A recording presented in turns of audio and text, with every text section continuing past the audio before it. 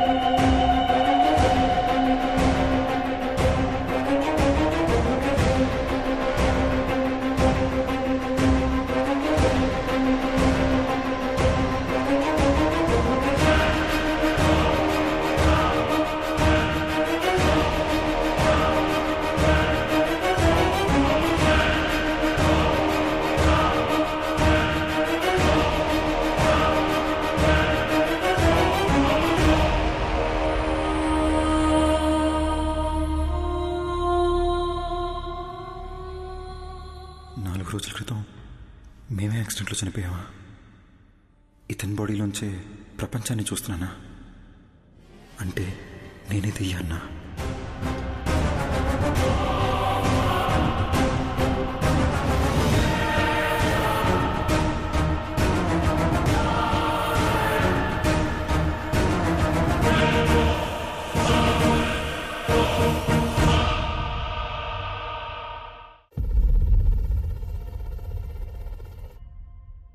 Doctor, మీరు ఇంతసేపు చనిపోయిన అర్జున్ కథ చెప్పారా? అదేనమ్మా ఈ కేస్ స్పెషాలిటీ. అర్జున్ చనిపోయి రిషి బాడీలోకి వచ్చి తన బాడీలోకి రిషి వచ్చాడనుకుని భయపడేవాడు. సారీ సార్, ఒక్క నిమిషం. మరి అద్దంలో అర్జున్ రిషిని చూసినానని చెప్పారు. యాక్చువల్లీ రిషికి అద్దంలో చనిపోయిన అర్జున్ కనిపించేవాడు.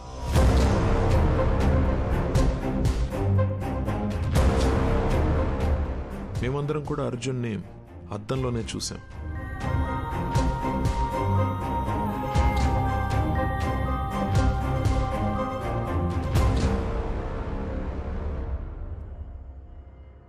అర్జున్కి నిజం ఒక పెద్ద షాక్ అనే చెప్పాలి. నా పేరు అర్జున్ అంట, నీ పేరు మాధవి అంటున్నారు. మన పేర్లు కూడా మనకెందుకు గుర్తులేవు? అసలు ఈ దియా, రిషి ఎవరు? వాళ్ళ బాడీలోకి మనం ఎలా వచ్చాం? అంటే మనం అందరినీ రిషి, దియాల బాడీలోంచి చూస్తున్నావా? అంటే అందరూ మనల్ని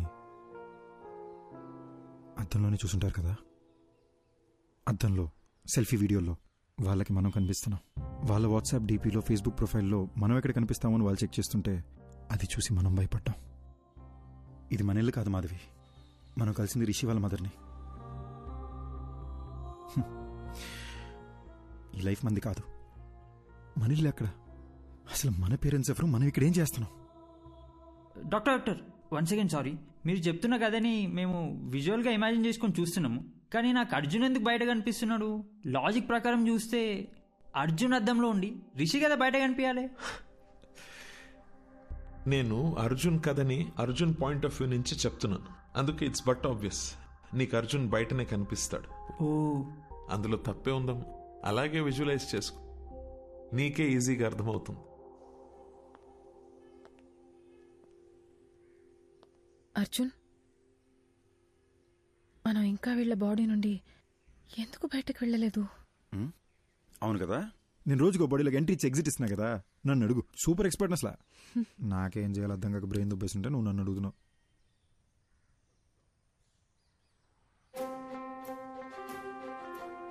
మాధవి, ఇప్పుడు దాకా మనం అద్దంలో చూసిన ప్రతిసారి భయపడి పారిపోయాం కదా. అవును. ఒకసారి అద్దంలో మాట్లాడి చూస్తే. నేను బాత్రూంలో ఒకసారి మాట్లాడి చూస్తా, నువ్వు బెడ్రూమ్ మిర్రర్లో ఒకసారి ట్రై చేయి, ఓకేనా?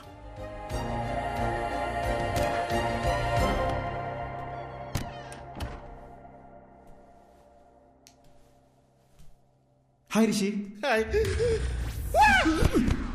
అమ్మా, ఇలా పడ్డాడేంటి? బాసు, ఎందుకు బాసు ఇలా భయపడుతున్నారు? బుద్ధిందా నీకు? నేను దెయ్యాన్ని. సినిమా చూడవా నువ్వు? నిన్ను మించి నీ బాడీ మీద కంట్రోల్ దెయ్యాలకే ఎక్కువ ఉంటాయి. కంట్రోల్?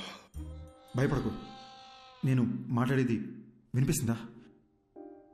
ఉట్టుకలా భయపడి భయ్యా, వినిపిస్తుందా? వినపట్టమేంటి బ్రో, బాడీ మొత్తం వైబ్రేట్ అవుతుంది తెలుసా. నాకు బాత్రూమ్ రాకుండానే బాత్రూమ్కి వస్తున్నా, ఈ అద్దం ముందు నిలబడుతున్నా. ఇదంతా మీరే చేస్తున్నారని అర్థమవుతుంది బ్రో. మమ్మల్ని వదిలేండి బ్రో ప్లీజ్. బ్రదర్, ఉట్టుకలా భయపడద్దు బ్రదర్. నేను సినిమాలో చూపించినట్టు వైలెన్ దియాన్నేం కాదు. నేను మీలాగొక మామూలు అబ్బాయినే బ్రదర్.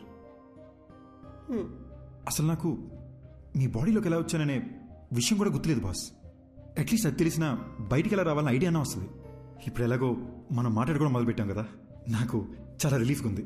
మన ఇద్దరం డిస్కస్ చేసుకుని దీనికి సొల్యూషన్ కనబడదాం. ఒక 4 days క్రితం చేవెళ్ళ రోడ్లో మీరు ఏమైనా కార్లో వచ్చారా? అవును బ్రో, ఆ విలేజ్లో ఒక రిసార్ట్కి నేను నా వైఫ్ వెళ్ళాం. అక్కడ చికెన్ 65, మటన్ చాప్స్, ఓ గ్లాస్ లస్సీ తాగి అలా వచ్చాం. వచ్చే దారిలో ఓ కార్ యాక్సిడెంట్ అయి ఉంది. ఎవరైనా ఉన్నారేమో అని హెల్ప్ చేద్దామని కార్ దగ్గరికి వెళ్ళాను. కార్లో చూస్తే ఎవరూ లేరు. సరే పక్కన పోలీస్ స్టేషన్కి ఫోన్ చేద్దామని చెప్పి ఫోన్ తీసుకొని చెవి దగ్గర పెట్టుకున్నాను. షాక్ కొట్టింది. Hello hello. నా వైఫ్కి దయ్యాల సినిమాలు చాలా ఇష్టం అండి. సరే ఒకసారి దీన్ని శ్మశానం తీసుకెళ్ళి భయపడదామని బాగా ప్లాన్ చేశానండి.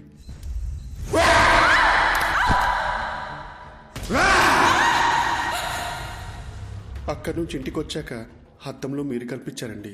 సపోజ్ శ్మశానంలో తప్పిపోయి మీకు తెలియకుండా మా లోపలికి వచ్చారేమోనని శ్మశానంకి చెక్ చేసామండి. నిన్నొచ్చిందే 2 శవాలు, అవి ముసలాలు. కాటి కాపర్నేమో పోలీసులు తీసుకెళ్లారు. అది నీ డెత్ గురించి ఎంక్వైరీ కానీ నాకు ఇప్పుడు అర్థమవుతుంది. నాకు అక్కడ యాక్సిడెంట్ అయింది. శ్మశానంలో నా గర్ల్ ఫ్రెండ్ భయపెట్టాను. తిరిగి ఇంటికి వచ్చేసరికి అద్దంలో మీరు కనిపిస్తున్నారు. నాకు అంతే బెదురుగుతుంది. ఓపెన్ చేద్దాం బ్రదర్. ఆ డాక్టర్ ఉన్నారు కదా, ఆయన దగ్గరికి మనం వెళ్దాం. నేను మీ ద్వారా నాకున్న డౌట్లు కూడా అడిగి చూస్తా. దీనికి ఏదైనా సొల్యూషన్ కనుక్కుంటారేమో. ఏంటి వచ్చిన ప్రతిసారి ఏదో ఒకటి కొత్త కొత్తగా చెప్తున్నావు నువ్వు. అంటే ఏదో తెలియకుండా ట్రై చేసింది సార్, ఫ్లోలో వర్కౌట్ అయిపోయింది. ఫ్లోలో? అవును సార్. గుడ్.